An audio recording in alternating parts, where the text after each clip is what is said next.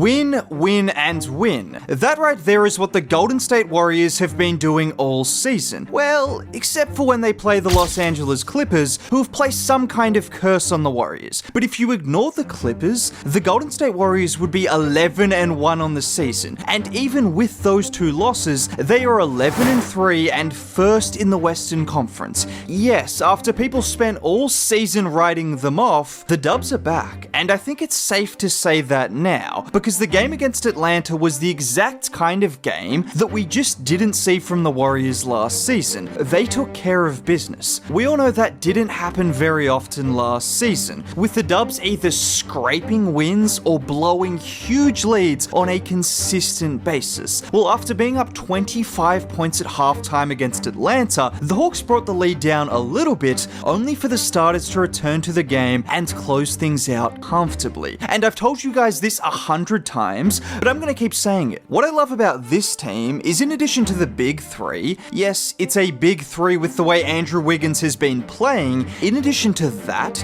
you can get production from numerous other guys every single night. Take Lindy Waters, for example. From the 9th of November to the 13th of November, he was effectively a DNP in all three of those games. So in most cases, a player like that would remain an end-of-the-bench guy for the rest of the season, but not in the case of the Golden State Warriors, because this team is legitimately 1 through 14 deep. Sorry, Pat Spencer. I mean, he might be a baller as well for all we know, but after being a DNP for 3 straight games, he started the last 3 games, and it's easy to see why. Because at 6'6", he competes hard on defense, he gets in the passing lanes, and most importantly, he's a knockdown shooter. Look at him here getting the pass from Trace Jackson Davis, and with a smaller defender in front of him, he just shoots straight over Trey. Or a more typical Warriors play, where he initially sets the back screen on Zubac, and with Zoo facing away, he's worried about the lob to Trace Jackson Davis,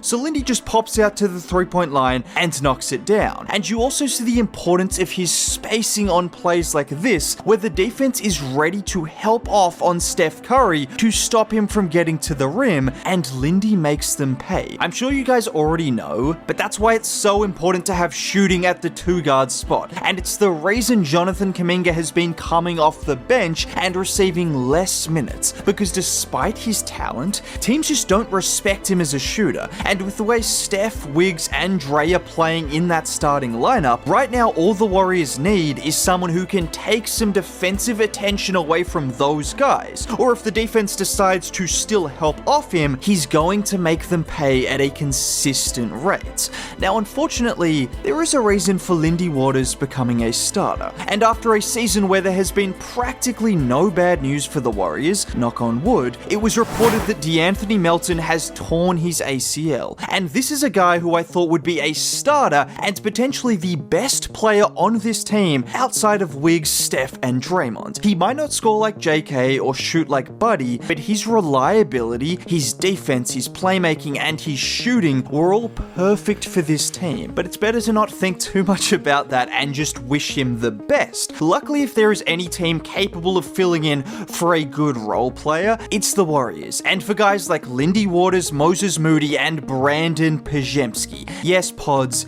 you need to step up, because he is the player that should be capable of providing the playmaking and shooting that Melton was giving this team. All of the talk from him about being overlooked and underrated over the offseason, well, it's time to prove that. And I know people are very low on him right now, but I'm not ready to give up on him just yet. We saw a full season from him where he was really impactful, playing different roles and different positions on a team that was nowhere near as good as this team. I still think you can see some of the aspects of his game that help the Warriors, with his playmaking, his positioning on defense, and his rebounding, which is still elite for his size. The one thing Pods cannot do right now is unfortunately the most important skill that he has. It is shooting. It is really that simple. But unless you believe a guy who shot 44% in college before getting drafted, and the nearly 39% his first year in the NBA just forgot how to shoot, then I expect him to get back to a decent level level, and if he gets back to a decent level as a shooter, he can still contribute to this team. Now, someone who has rediscovered his best form is Andrew Wiggins. I've been saying it all season, and I'm sure you guys have been saying it as well. Andrew Wiggins is back. We don't need to see him score 27 points to know that, because you can see it with the way he's defending, the way he's attacking the rim, and the confidence in his jump shot. But it's always great to see him put up a 25-point game, and when the Warriors get this version of Andrew Wiggins,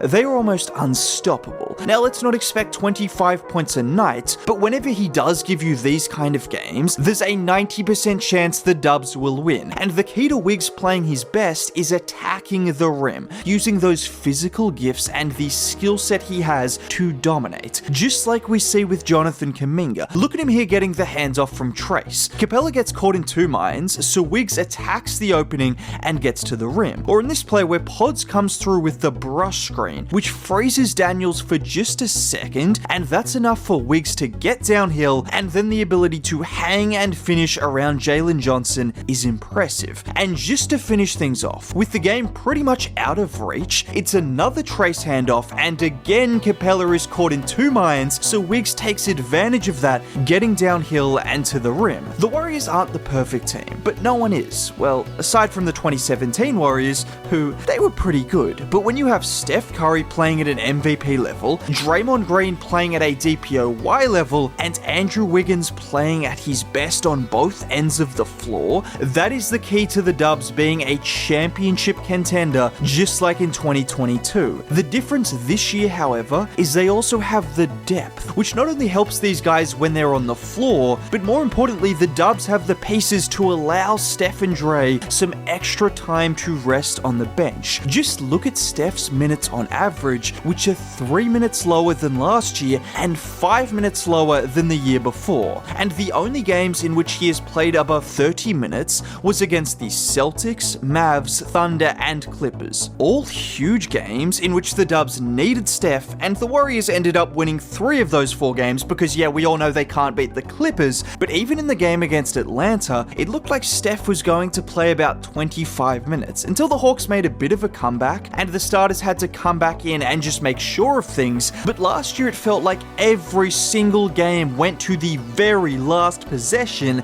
and that's because it did, with the Warriors playing in 48 clutch games last year, which is games that are separated by 5 or less points with 5 minutes remaining. That was more than anyone else in the league. So far there have been much fewer, and the games that have been close have been against elite competition, not teams like Atlanta, with all due respect. And hopefully this continues, because a rested version of Steph, Draymond, and Wiggs is a very good version of those 3 guys. Now, if you made it all the way to the end of the video and want to see more content like this, consider subscribing. It's free. Dropping a like on the video would be cool. Most importantly, have a great day. Bye.